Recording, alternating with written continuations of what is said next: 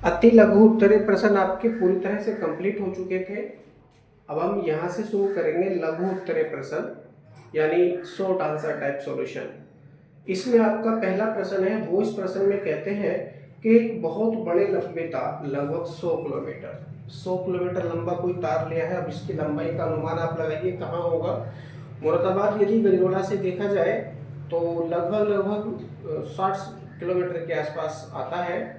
उससे भी आगे यानी रामपुर आप पकड़ लीजिए तो 100 किलोमीटर है, रामपुर से भी लगभग आगे बैठेगा। इतना लंबा कोई तार है, उसके दोनों सिरों को बैटरी से जोड़कर वैद्युत परिपथ पूरा किया जाता है।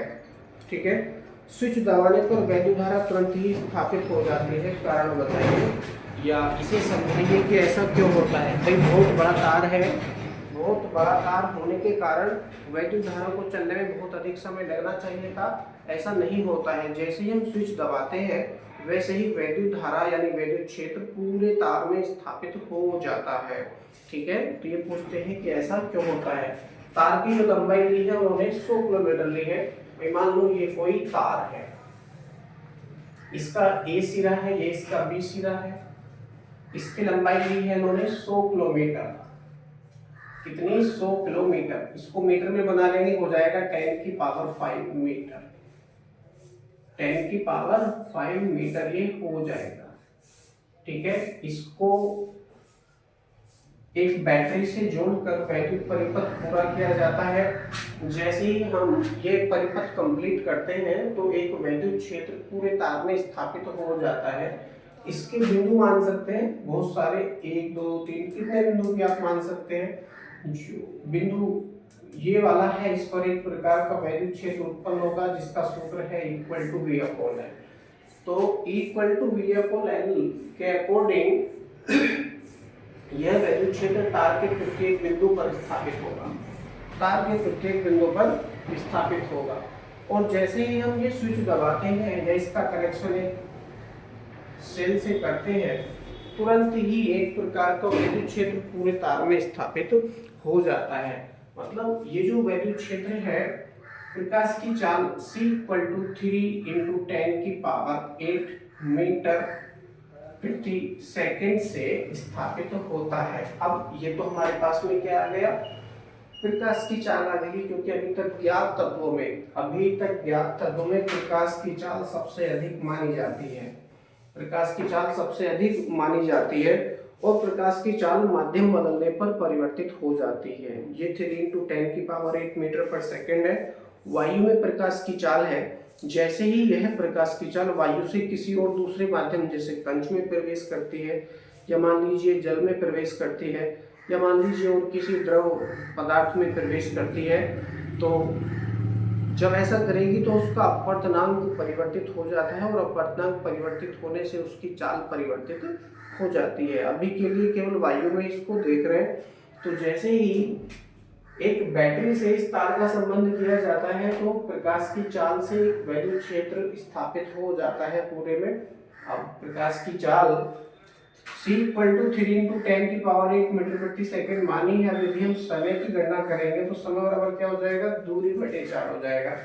समय बराबर क्या हो जाएगा, दूरी बटे 4 यानी c।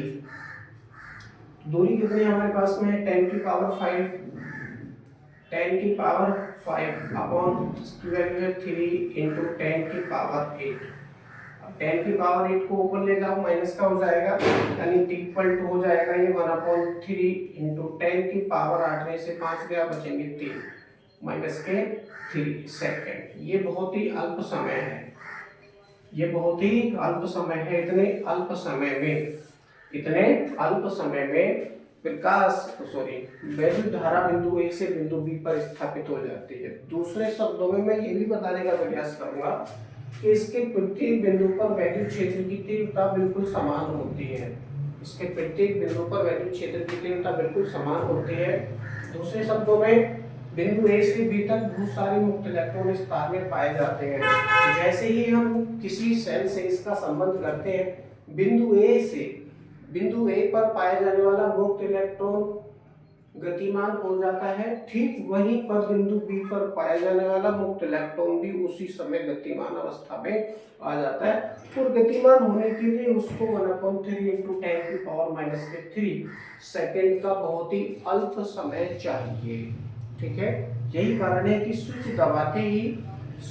दबाते ही बल्ब प्रकाशमान हो जाता है, चाहे उसकी डिस्टेंस वैद्युत धारा से कितनी भी दूरी पर क्यों ना हो।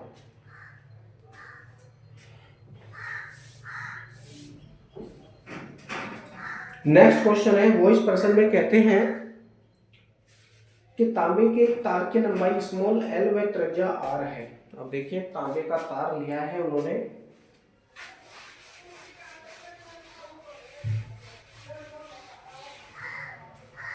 तांबे का तार लिया है, उसकी लंबाई कितनी मानी है, स्मॉल एल मानी है, उसकी त्रिज्या स्मॉल आर मानी है। तांबे के एक नए तार की लंबाई L/4 तथा त्रिज्या R/2 है। अब देखिए, ये तो इसका पहला तार हो गया, ये इसका कौन सा तार हो गया, पहला तार।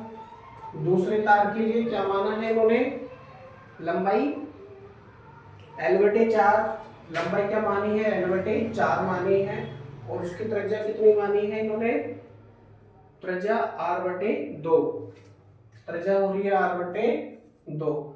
ये जो वैल्यू है ये दूसरे तार की है, लेकिन ये दोनों तार किसके हैं, कॉपर यानी तांबे के हैं।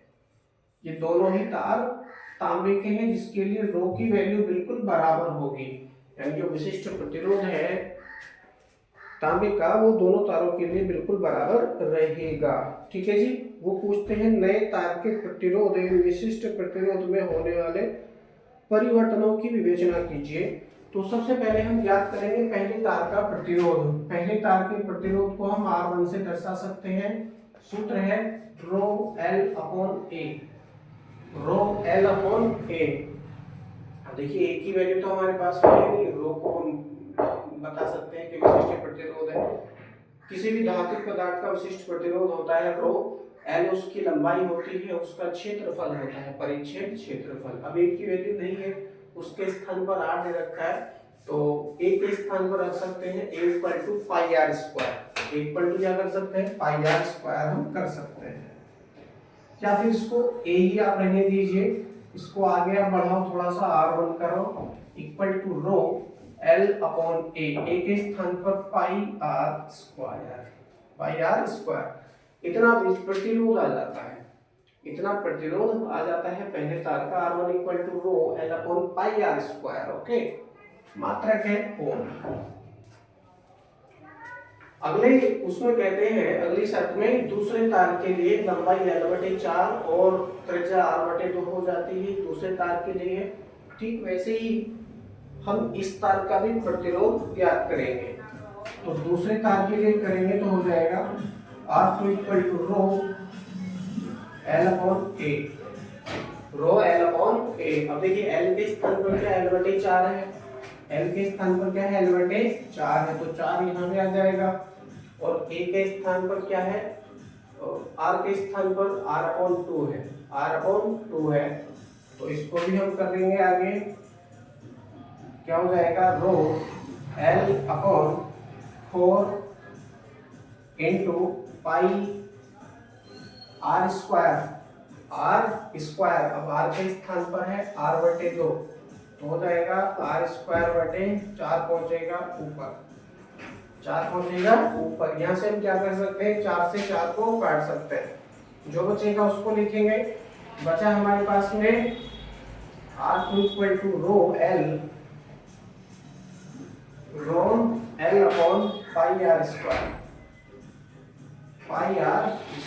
मात्रक है O। ये क्या हो जाएगा, दूसरे तार का प्रतिरोध हो जाएगा। अब देखिए, पहले तार का प्रतिरोध कितना है, R1 = ρL/πr²। वहीं पर दूसरे तार का प्रतिरोध हमने ज्ञात किया कितना है, ρL/πr², यानी प्रतिरोध तो बिल्कुल बराबर है, प्रतिरोध बिल्कुल बराबर है। तो लिखेंगे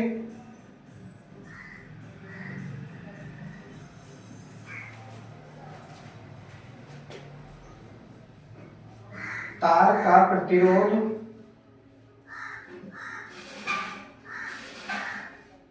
अपरिवर्तित है।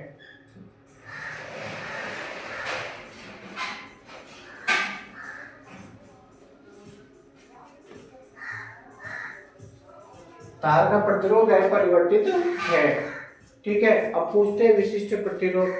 देखो भैया, विशिष्ट प्रतिरोध तार की धातु का अभिलक्षण है, अतः यह भी अपरिवर्तित रहेगा। तो मैं इसको लिखता हूं रो भी अपरिवर्तित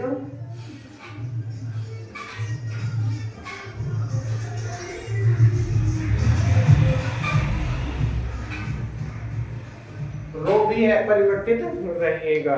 ठीक है, यहाँ आने के पश्चात ये प्रश्न भी आपका पूरी तरह से कंप्लीट हो जाता है।